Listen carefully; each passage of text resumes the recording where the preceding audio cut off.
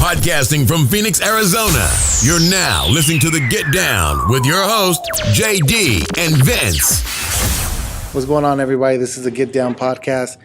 I'm your host, JD. We've got a special guest, Dorsell Lyrics, in the house tonight. How you doing, man? Doing good, my man. How you doing? Doing well. Welcome.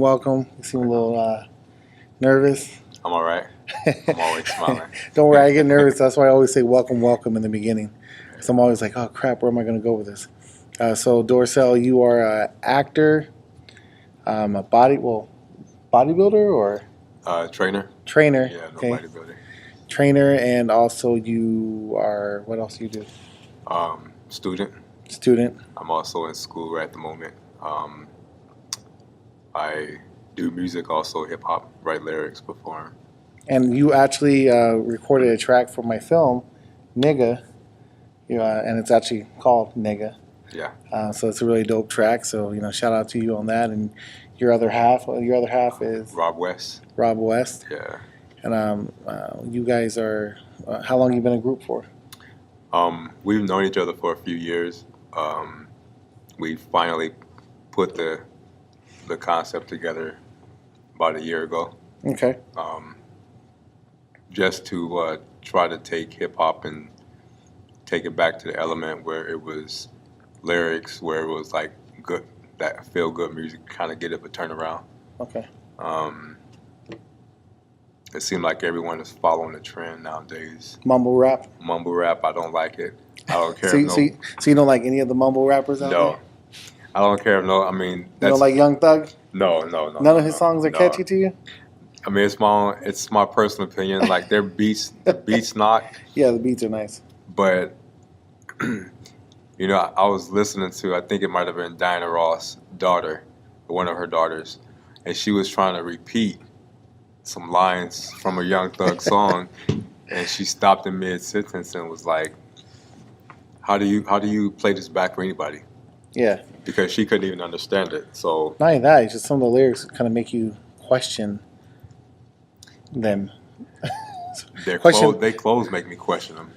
Wearing purses? I never knew when it was appropriate for a man to wear a purse. Yeah. Like the pioneers, the old heads that's in this game, I truly believe that they should have stepped up and got these young cats and said, listen, this is not what you do. Yeah. Because this hip-hop community is larger than y'all. Mm-hmm. And they should have came together and kind of, put some rules or something together, and you can't allow them dudes to go out there looking like that. Kind of like the hip-hop code of ethics. Right. I mean, they're breaking that. You never seen Eric B. and Rakim dressed like that. No. You never seen, KRS-One or even LL back in the day.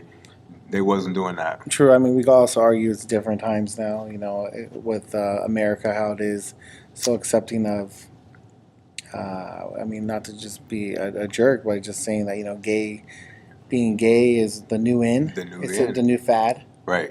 So you have a lot of people who are exploring that and taking all that whole, I'm going to wear women's clothes. I think the only man that could probably steal your girl wearing a woman's clothes is Prince. But he did it in such a fashion statement, more of, and he was an artist that was like eccentric, and he wasn't an artist who was walking around with purses, though. No, Prince was... Man, he did some weird stuff, too, don't get me wrong. Yeah. He did it forever. Mm-hmm. It wasn't just... He didn't just pop on the scene and do it. Yeah, and I feel like now you have guys who are wearing skirts and, they're, next thing you know, they're going to be wearing heels. And I already feel like that's a big issue in the black community. I feel like homosexuality is a crack in black society nowadays. I feel the same. I feel like everyone is quiet about it. Mm-hmm. No one wants to speak up about it or bring it to the forefront because of they fear the unknown. They fear someone saying, "Oh, are you just saying this because I'm gay?" Yeah. Are you just saying this because I want to walk around the hills and walk around the dresses? That's who I am now. That's who I am. Like, yeah, it's so. I don't personally condone it, and I know guys in my circle, we don't, and I try to look both sides of the track before I pass judgment or make a decision. But at the same time, if they are continuously putting themselves out there like that, Oh, so yeah. it's, I don't know, I can't accept it. Like I can't even Do you see accept that it. issue in Arizona hip hop? Have you seen any artists out here that are kind of like trying to do that mainstream way or trying to copycat some of these other artists who are out there starting to wear dresses? Because honestly, I don't really listen to any Arizona hip hop except for like I'll listen to your stuff, Iron, Markel. But I mean, there's really no one out here in Arizona besides just a little small handful that I really heard. I like Judge the Boss. I like him. Yeah, he's pretty dope. I haven't, as far as the clothing, I haven't really seen anyone as of yet start to transition that way. But I went over to, I attended the festival, part of the festival over the weekend. How was it? It was actually pretty good. Yeah. It was pretty good. There was a few acts that I stood and listened to, and then I ended up walking away because I felt that they were not being themselves. Like I felt like they have talent, but they were trying to mimic what's out right now. And I don't like, that's a big turnoff for me. If someone has talent, I think they should just be themselves. Yeah. Stay in their own lane. If they do country, then do country. If you do, the old school, if you do conscious rap, do that. But find out who you are before you come out there on that stage and try to, mimic someone else that's already on and popping. Because I think you lose your crowd base like that because you're not really being who you are. Was it a packed festival? I mean, from the pictures and videos I've seen, it didn't really look like there was too much love. It was in certain areas. They had quite a bit of stages and there are different stages, and I felt like the different stages maybe, I don't know, it kind of felt like it was separated. Okay. Right. So next year they just need to kind of bring it together. They need to bring it together and have maybe one or two stages, even one stage, that way everyone can be directly here mingling and conversating with each other instead of having a stage in the back, and you have a stage right to the front, then you have stage inside, then the main stage in another direction, because now you have people, they want to go and watch this act, but yet they hear more music over here, so now they're going to try to race to go over. It's, you still creating, some kind of form of separation to me. Instead of bringing everybody together, which it seems like everybody in Arizona, the number one thing that every artist out here says is, oh, we got to come together and Arizona's got to rise up and we got to come together and be the new such and such. And I mean, in harsh reality, there's been very few acts that have actually been out here that have been very successful. But a lot of the acts out here sound copycat. Arizona, I feel like a lot of artists don't know their sound, so maybe people need to come together more, like you said, instead of separating, to come together and kind of figure out what's the sound from Arizona and who are these artists' sounds individually. Because I mean, I do agree with you on some of the copycats, some of the artists I've heard, the music videos, the lingo is just like, create your own path. Be a Nas. Like Nas came in the game and he was different. He wasn't a Jay-Z. He was, he came in and shit, helped Jay-Z for the most part, you know. But every artist that's come in has come in a different way. Eminem came in his own way. And Crazy, 20 different personalities, he did. And that was him. It was new. It was breathtaking. It was it was refreshing. Common came in, Talib Kweli, Mos Def, Ninth Wonder, and what was that? Little Brother. Little Brother was dope. So it sucks that they split up. But I definitely feel you on that. So what's your next project? Do you have an album you're going to be pushing out soon, or? We are. We're actually in the process of getting doing arrangements with the songs, and the product is already done. We're just gonna do like a private listening at the studio and put them in order and run with it. How many songs have you recorded for this album? For this particular album here, we have 13. But how many did you actually record total? We have over 20 recorded. Okay. already. So we have this project already completed, and we're actually started the second process for the second project. Nice. So I'm not lazy when it comes to the music scene. I like to challenge myself. So I try to keep myself busy to where if I'm able to record 2 to 3 songs In one time. in one time, I'll do it. That's how my cousin is. I mean, not my cousin, my brother, my little brother, actually. I went to the studio with him out in L.A., Long Beach, actually, and we did 3 songs in like an hour and a half. Mm-hmm. But he had, or we did 4 songs, actually. 4 songs in an hour and a half, and then spent the last half hour just finishing up touches on mixing. But he goes on the recorded, ready, like, let's go, let's get it done. Let's not play around. He doesn't want to waste his money, and rightfully so, right? I agree. That's how the first. So a lot of people don't know that there's a guy here, is an amazing producer, and he goes by Tony Chocolate or Tony Choc. Tony Chocolate. He's Vietnamese. Really? But him and I are like family, like family. So shout out to Tony Chocolate. This dude is he has an amazing ear. So when he used to make tracks for me, he would email them to me. I would email him back and say, I'm ready. So I go to the studio. It got to the point where some of his friends would come to the studio just to watch me record, because I would go in there and literally within an hour or so we would have 3 to 4 songs done. Yeah, that's dope. And he's like, "You want to hear it back?" I'm like, "No, let's run the ad-libs." All right, One done. take it, sort of. You ready for the next one? Yep. All right, let me upload the next track. And we was running. We didn't stop till we got all 4 songs done, and then we play it back in here and see what we did. So Tony Chocolate got an ear. I kind of want to meet this Tony Chocolate guy. He's dope, man.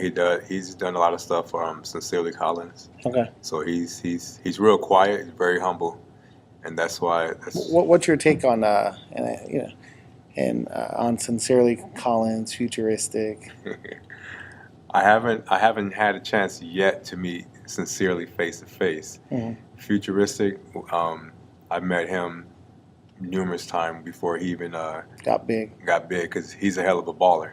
He loves basketball. That boy he's a hell of a basketball player, man. But he's a cool dude. He fits the persona that he puts out. He seems like a real down to earth guy. He's very down to earth, man. Really humble dude. He's an amazing dude to know. Like his lyrics is his lyrics are on point. They're on point. I mean, when I first saw him go out the what was he out in like Compton, right? Doing that little video of him being the nerd rapping. I was like, man, who's this fool about to get knocked out there, man? And then he started dropping. I was like, oh, he nice with it. Yeah. And then they're like, oh, he's from Arizona. I was like, what? I was like, he's from Arizona? I was like, all right, man. So I support him. The Suns got him. Oh yeah, as their intro, And I was like, when I went to one of the games, I think it was like the second game of the season. I heard that, I was like, oh, they got futuristic up in here. All right, this is gonna get hot now. Like this is definitely something you can listen to. The lyrics, I like his delivery, I like his flow. I think it's very unique. Yeah, it's different. It's very different. He's I call him a painter because he has a vision that he puts on paper, then he brings it to life. So he shares. I haven't really heard one song that I haven't liked so far.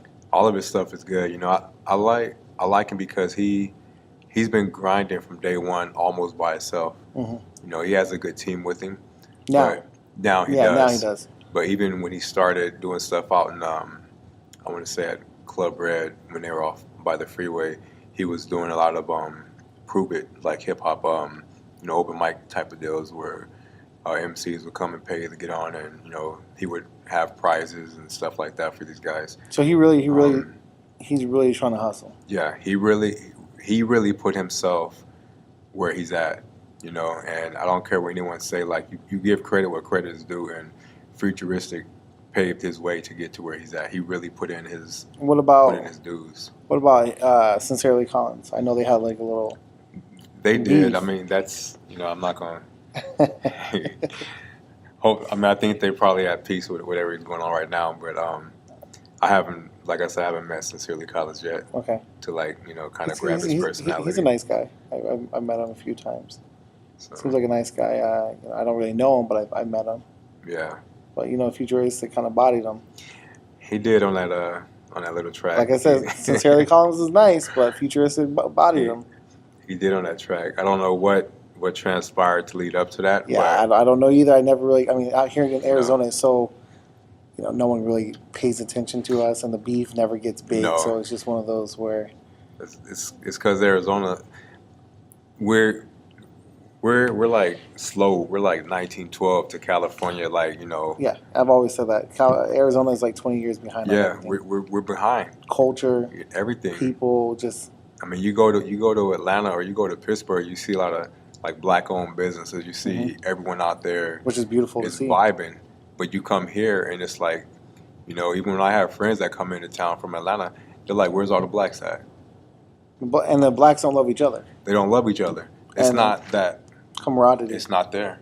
No, I agree with that 100%. Because me being a black business owner myself, doing photography and videography, it's very hard. And then I find also blacks, in general, we fight amongst each other out here. We are always, even in family, if one of us does the same thing or different things, we don't want to show that love to each other. Sometimes it's always that, you do that, but I got to ride for my people. We don't come together and just build a big brand out here. If blacks were to really come together, open up our own grocery stores. I always say, like these rappers, these basketball players, buy back the hood and turn it black.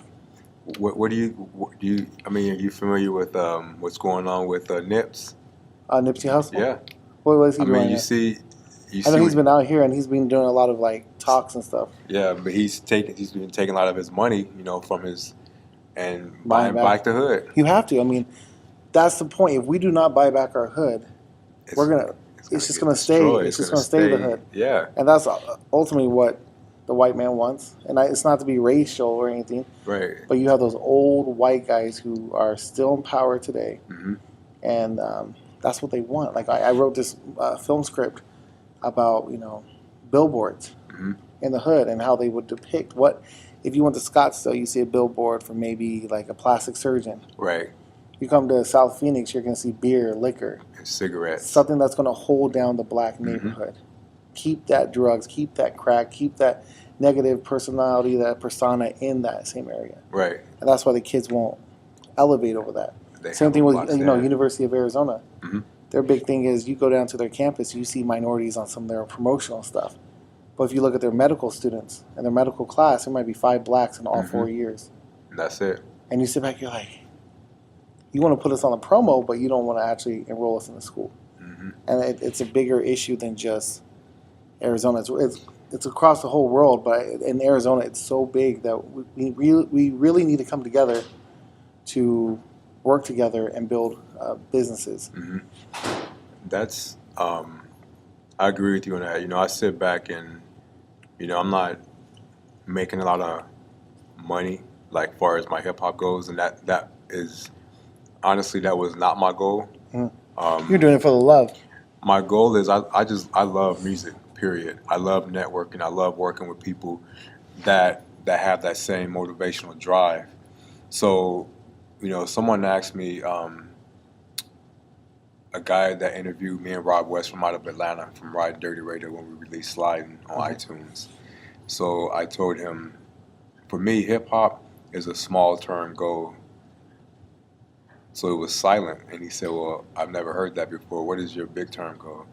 I said to take whatever I get from rapping, and I've always wanted to turn around and go back and be a mentor and build something for the young males that don't have fathers.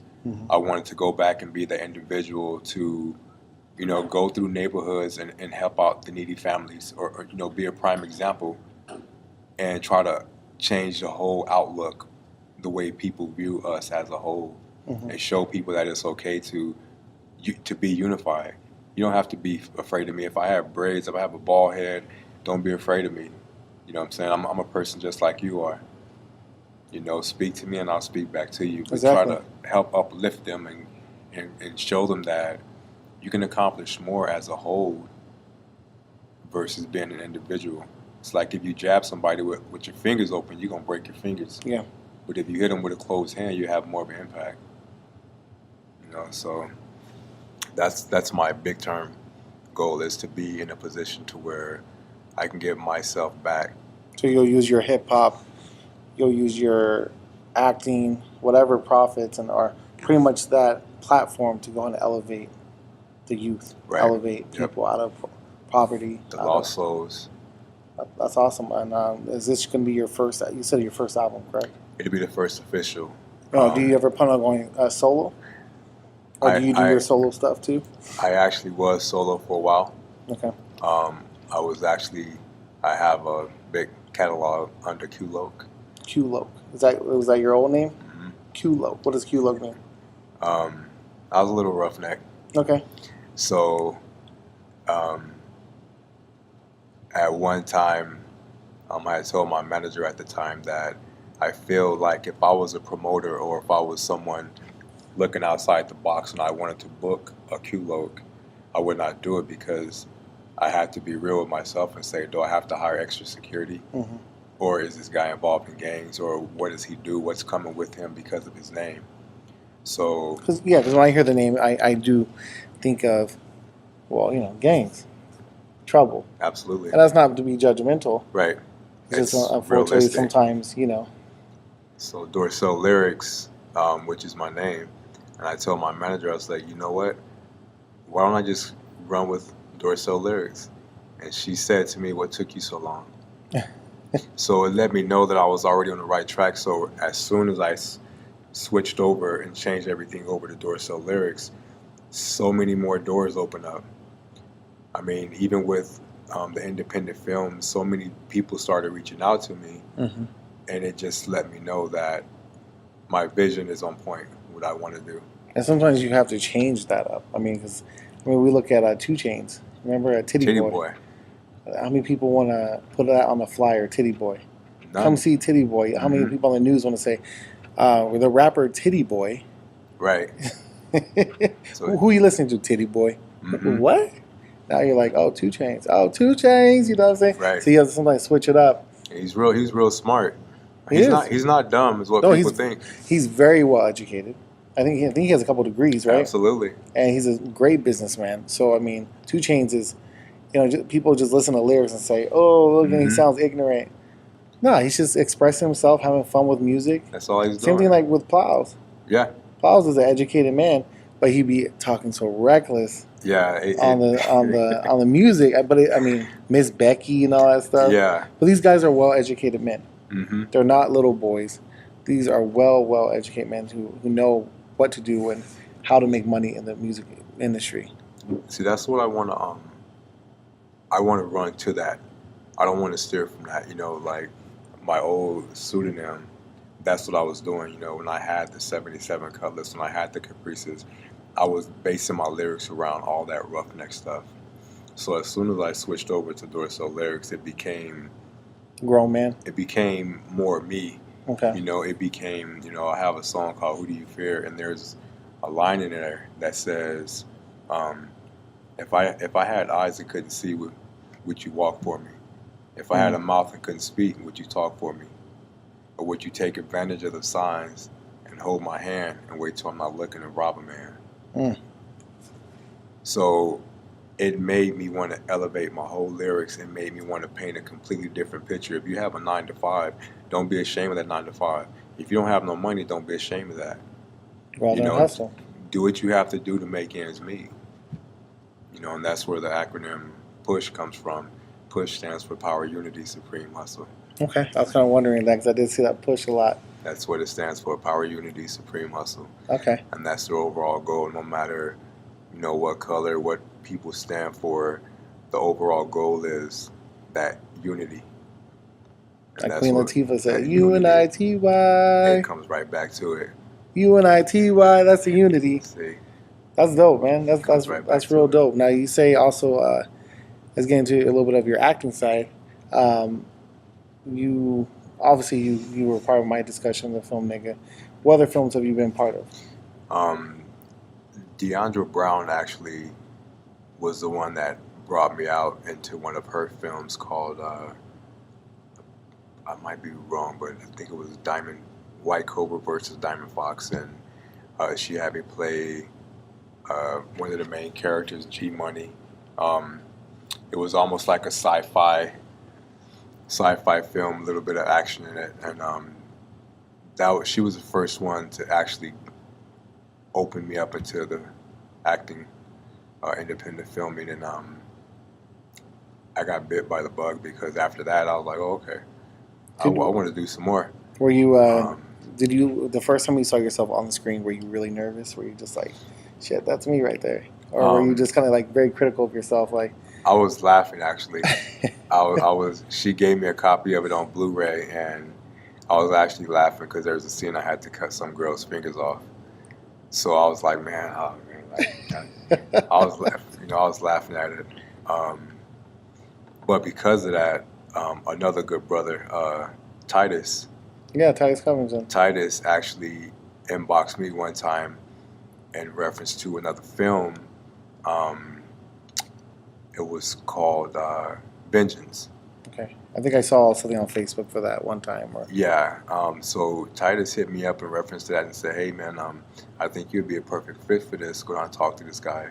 And so I went down, and the guy, we did like a little few-minute interview, and he ended up making me the main drug dealer character for a scene. Now, do you feel also as an actor now, obviously you're trying to act more, but you just said right now he made you a drug dealer. Mm-hmm. How does that make you feel as an actor? Obviously, you want to get roles, you want to be portrayed on screen.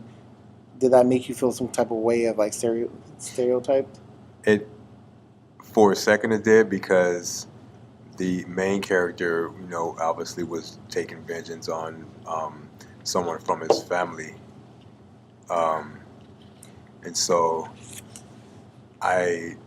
before we even went further into the script, when he gave me the script, and it was almost like the same day, because he was waiting on someone to email him the script back. So for a second it did, because it made me, I was a kingpin, and then there's two other gentlemen on side of me, and of course there was drugs and stuff and whatnot, but even though I did it, it's still after the fact. It just kind of made me like look back at it, and I don't think I want to portray that. Yeah, and then I think that's the biggest issue right now in Hollywood and in movies in general. For the most part, we're always written in that negative stereotype. And I think if a black directors or artists out there, you can still portray that if you want to, because I think black people can portray the best. As far as like a black director or writer can say, hey, I'm going to portray this hood. Mm-hmm. This is going to be a movie, but I'm going to portray it in an artful way. Whereas to, like, if you look at Belly and stuff like that, it was portrayed in an artful way, artful direction. Mm-hmm. Now, if you just have a white writer, oftentimes, they're just, drug dealers, black drug dealer. Right. Instead of saying, well, the drug dealer could be white, because if we really look at the drug dealers, most of them some of the best ones are white. Absolutely. They got the best products. They're in three-piece suits. Exactly. You don't even know it. Yeah, so I mean, there's that stereotype of blacks. So they're drug dealers. Mm-hmm. Like they portray that in the movie, and then unfortunately, it becomes in reality when you're walking on the street, and people see that person wearing, sagging his pants or having a hoodie on, like he a drug dealer, because on TV, the association with every black character for the most part is he's a drug dealer. He's a gangbanger. He's a rapper, so automatically he's into drugs. A lot of these rappers are not even into drugs and stuff like that. A lot of them, they talk about it, but they're not about it. See, because they know what sells. They know the rich white kids will eat their music up. Mm-hmm. These Hispanic kids will eat this music up. The Asian kids will eat it up, and they're getting rich off of it. Now, does that suck for our culture? Yes, because it kind of puts a dent in our culture. Absolutely. And it's kind of putting a dent in hip hop. But at the same time, I can't really get mad at some of these guys for doing that if it's getting them and their families out the hood. Mm-hmm. But I just hope that they would reinvest back in the hood or into movies and be able to change that stereotype of us in a different way. Or talk to young men out there. Like you said, going out there, push, really absolutely. Getting back down to the nitty gritty. My overall goal is I want to allow myself to get into more films, action. It doesn't necessarily have to be action, but I don't think I will let myself be portrayed in a different way than I want to be. Yeah.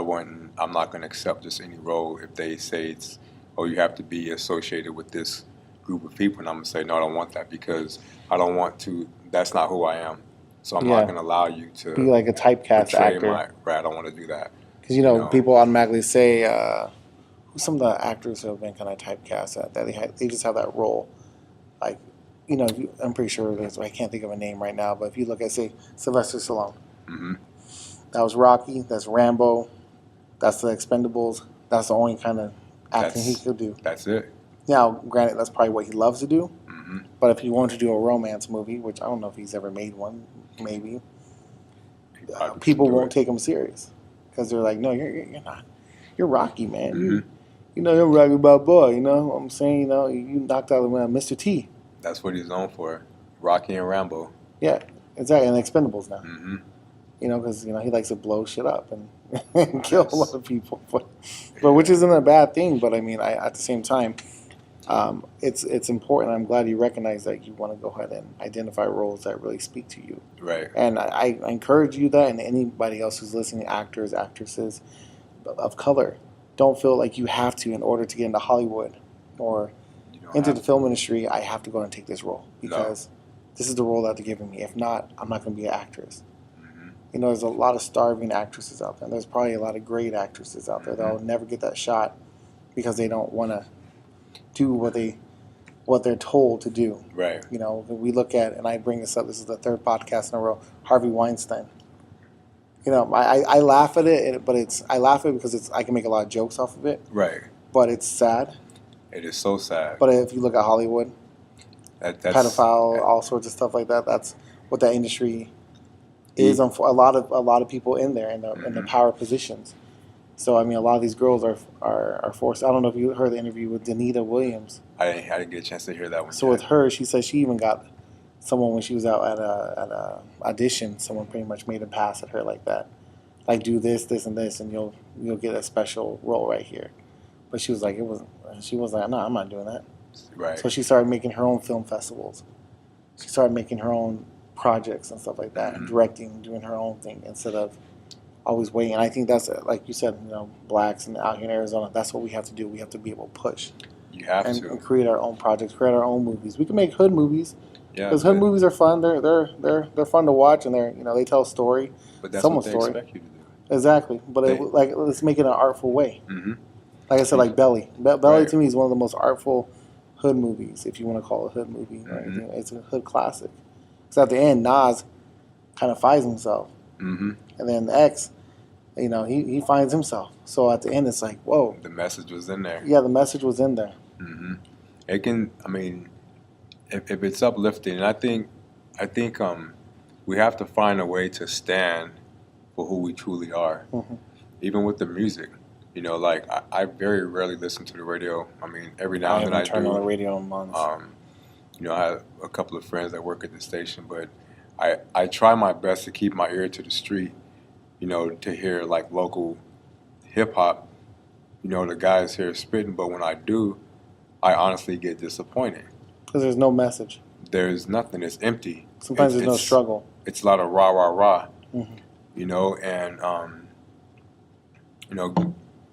Going back to the festival, a buddy of mine that he featured me on some of his music a while back, and his nephew was with him. So I was on my way out, and he wanted to meet up with me. So we did, and his nephew whispered something to him in his ear. So he said, "Hey, Q, my nephew want to take a picture with you." I was like, "All right, cool." And I wasn't, I'm so humble, like I'm not thinking anything other than just, a picture or whatever. Took the picture. Mind you, his nephew might have been, I think, like 16, 17 years old.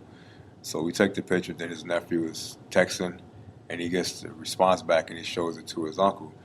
So then he shows me the text, and he sends off a text message to one of his friends saying, look who I ran into. I ran into Q-Lo, and I took a picture with him.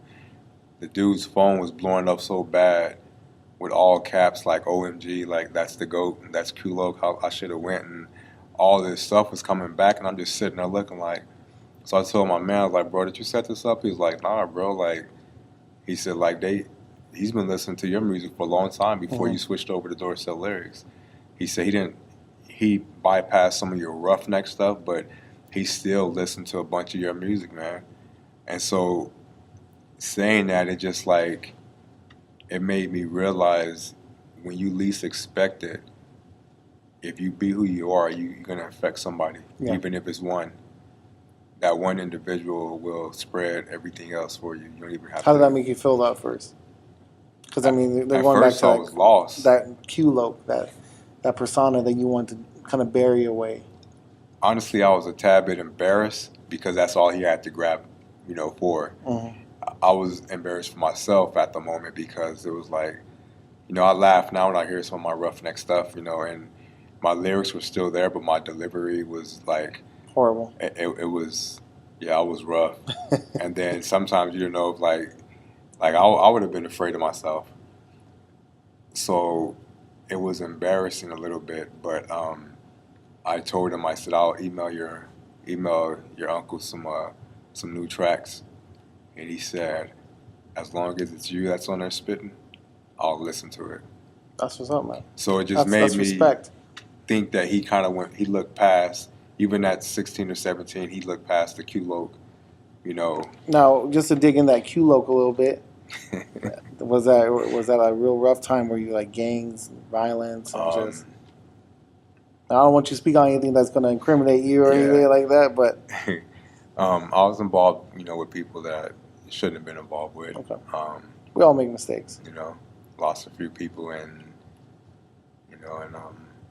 just got to figure out a way. You got to find a way to pick it up, and you got to remove yourself from situations and move people.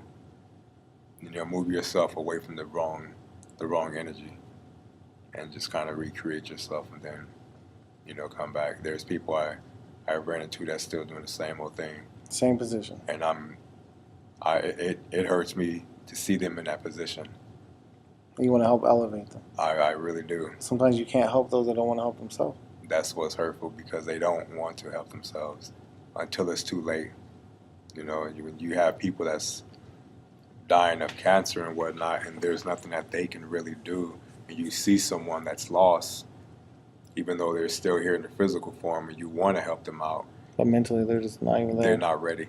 It's crazy. I agree with you 100% on that. I tell people all the time, Arizona, I feel like a lot of people that live in Arizona live in a box. Mm-hmm. This is a box state. This is a state where whether you come over from Mexico or you come over from, Kansas, whatever, you come over here. Once you get into this state, there's often times for you to get stuck in this box. And then that box is where you don't want to explore or travel or see anything else that's out there. Mm-hmm. I grew up in California my whole life. I lived in Hawaii. I moved here. But I felt that box after like 6 months here. I was like, damn, this is like, I'm talking to people that don't know anything about culture. I'm talking to Hispanics here that are 10 times different than LA Hispanics. Mm-hmm. The open-mindedness out there is so much different. Right. Out here, they call you nigga like it's nothing. Out there, it's more like, yeah, we don't. Yeah, that word just unless you obviously messing with some idiots or some Mm-hmm. idiots want to use it, but there's still that, it's like that respect. And then I hear people just throw that word out like it's candy. Mm-hmm. Kids nowadays throwing that out like candy. But this box is like, I tell my coworkers, I tell people I know, get out there and travel. Move Go to around. New York. I went to New York my first time by myself. Both times by myself. Mm-hmm. 2 years in a row during Christmas time. Because as a kid growing up, I was like, New York, man, come on. Christmas movies, everything's like legit. And then I went to New York. I came back and, traveling does so much for you. Mm-hmm. I did come back and I told my coworkers, you guys got to go. Now, none of them's gone. A lot of my friends don't go. But I'm like, get out of this box. Once you get out of this box and you go into a different place and elevate your mind and see different things, you will come back a different person. You'll want more. Absolutely. So, I agree with you, like seeing the people in the same position. Because I tell my friends, like, California, awesome. You could do everything there, but travel a little. Yeah. It's like an egg yolk. That's what this downtown, if you're going up north, whether you're going to Flagstaff, Pine Top, wherever, as you elevate, as you're going up higher and higher, and you turn around and look back, it looks like the valley is sunken into like this old That's a good way nasty good way to put it. eggshell, and it's all downtown, right? Because when you do go to Sedona, Flagstaff, you're just like, yes. The air, it's cleaner. Yeah, you feel fresher. Like I go up there and I have energy. Mm-hmm. I want to run around. I want to play. I want to go out there, play sports, run around the snow. You know what I'm saying? Play with the kids, do everything they can. Well, as soon as I'm driving back down here, I'm like, damn. You feel that weight. Yeah. Come back onto your shoulders. And I don't know if it's just this city is just so. And Phoenix is not a horrible city. No.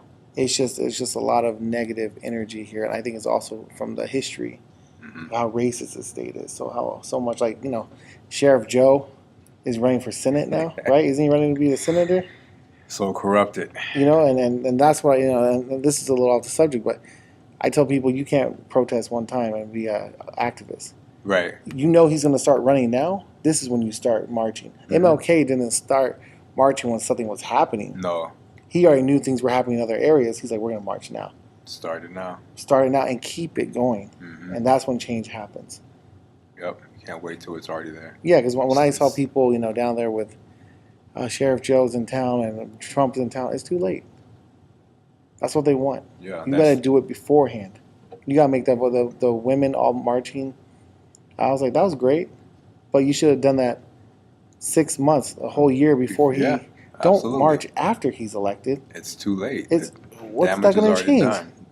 What is that going to change? You have to do it before. Well, real quick, we'll wrap up in the next couple of minutes.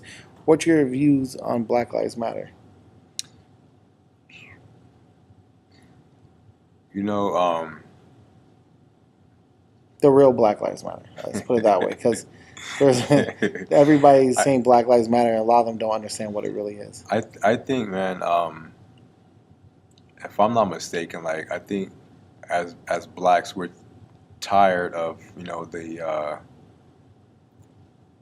people always say when they see a cop pulling over blacks and you're getting beat down or you're getting shot, it's right in your face. Nothing happens to the cop. Paid vacation, paid leave, all that stuff.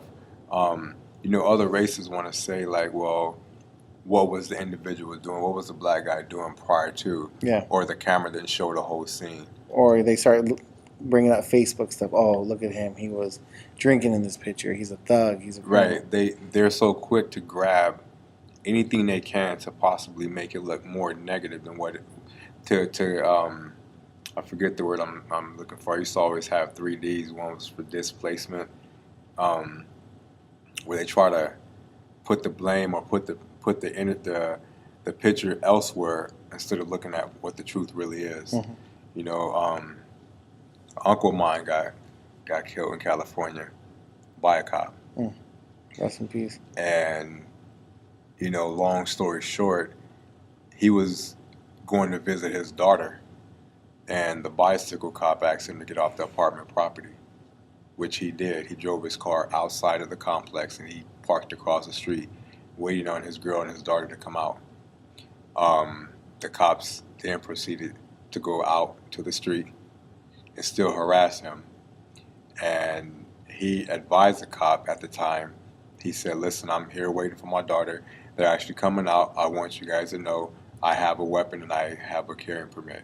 He took his weapon, set it on top of the dashboard of his car, left it there. So according to the newspaper and all the witnesses that made their statements was that one of the cops jumped on top of my uncle's car and he had an older car. His car was in drive. He put the car in park. So when you have an old school car, you throw them in park, you get your foot off the brake, it's going to nudge forward. Mm-hmm. That's what happened to nudge forward. As soon as it nudged forward, the cop that was standing on the driver's side pulled his pistol out, shot him twice in the head, took him out of his car, and then handcuffed him. Nothing happened to these two cops. What's the purpose of handcuffing someone after 2 bullets in the head? There's nothing. Every time that happens, they handcuff them. They disappeared with pay. All of a sudden, they didn't know where they were at. So, is it part of the Rampart District or what? So for me, like when they say Black Lives Matter, it's like, we're not. It's the nonsense that people are doing and getting away with. Because if we do it, I seen a video not too long ago where there was a white guy walking down the street by the black barbershop. And I'm not for sure, but it was here in another city. And it grabbed my attention because he was literally walking down the street with a pistol on him, and then he had an assault rifle in his hand. Yeah, I've seen a couple of videos of that, and that irritates the hell out of me. And I don't understand how they allow that. The cops was there. But the cops were targeting the black dude came out the barbershop saying, yo, I feel like my life is in danger because you allowing this dude to walk down the street with an assault rifle. And the officer called for backup, not for the guy with the assault rifle, but on the black barbershop owner to try to make him get back into the barbershop. Yet you have this guy walking down the street with an assault rifle. Of course, because, that's allowed in America. So it's like, it's almost like... It's a double standard. You don't stand for anything. Yeah. I agree with you on that. Blacks are done. Us as a people, we have to put away all that negative. It's okay to be competitive, but be competitive in an uplifting way. Mm-hmm. Like if you own a business and your business is booming, I should not be over here on this side of the fence saying, and F that, I ain't worried about that. I should be sitting back trying to figure out, how can I help you boom even more? Yeah. How can I help you boom further than where you at? How can I help you grow? I should be able to sit down and say, okay, so now you got this, this, and this. What do you want your next move to be? Not be that, because a lot of black people be like, oh yeah, let me help you out. But right. What's in it for me? Instead of just saying, I see something, I want to be a part of your team. Let's do this together. Because I have that firm mentality. If I eat, you eat. Absolutely. You're on my team. I'm not going to be rolling up in a Rolls Royce and you rolling up in a Hoopy. I'm going to get that Honda and I'm going to get you a Honda too. So, we both roll up on the same cars. It's a vision. It's a vision thing. And life is like chess. Mm-hmm. You have to push your pawns out, but you have to move them. Strategically. You have to strategically move your pieces on how you're going to set up your whole plan. Mm-hmm. And it's not every day that you meet somebody that is not money hungry to where they say, you're moving something. I want to be a part of that. Like, what can I do? Because you have to see the bigger picture and say, okay, this is where we're going to be at. We can be here in the next 3 to 5 years if we do this, this, and this. Yeah. But we all have to push that same energy. We all have to have that same vision in order for it to work. We can't be Cain and Abel. True. You can't shake my hand and then turn around and be like, yeah, let me throw this butter knife in his back and hope something happens. And that's how it usually is. Especially amongst the blacks. I mean, But in finishing this up real fast, you want to spit something? You don't got nothing? You want to spit something? For some reason, I know you're gonna go there. Man, come on! You got Dorsell lyrics. If you got nothing, it's all good. Man, I don't even know. It's all good. Well, next time. All right. Well, we just want to give a special shout out to Dorsell Lyrics. And what's that name? That dude, chocolate name? Tony Chalk. Tony Chocolate. Tony Chalk. Sounds like a dope dude. Futuristic. Sincerely Collins. All the Arizona hip hop artists. Dorsell Lyrics says, just make sure your vision is where it needs to be. All right. Grow, man. Yeah. I rock. He's still around making it. Yeah. He's still. He quiet. He behind the scene, moving strings, but yeah, he's doing what he's said to do. Man, Markel, my cousin Markel is he's dangerous. He's doing what he said to do. He's gonna be the dopest MC I think out here. Yeah, I already think he's the dopest MC out here, and not only because he's my cousin, but his wordplay, his vision, he's very humble. The separation. He's very, very humble, and I hope he stays dedicated because and nothing against anybody else out there, but Markel is just unique. He's a unique voice. He's got different swag about him. He's a great father. He's a great, cousin, a brother, a son, and a lot of that. He's gone through a lot, and he's taken those experiences. Like I got bills. Like, people ain't rapping about that. No, that's separation. See? Yeah, people are rapping about drugs, money, and all. He's talking about, I got bills. Real life stuff. And I guarantee you, he's gonna be feared. Oh yeah. Because he's coming out. He's not sugarcoating nothing. No, people are gonna come out his neck, but I already know he's ready for whatever that they throw at him. He's ready to collaborate.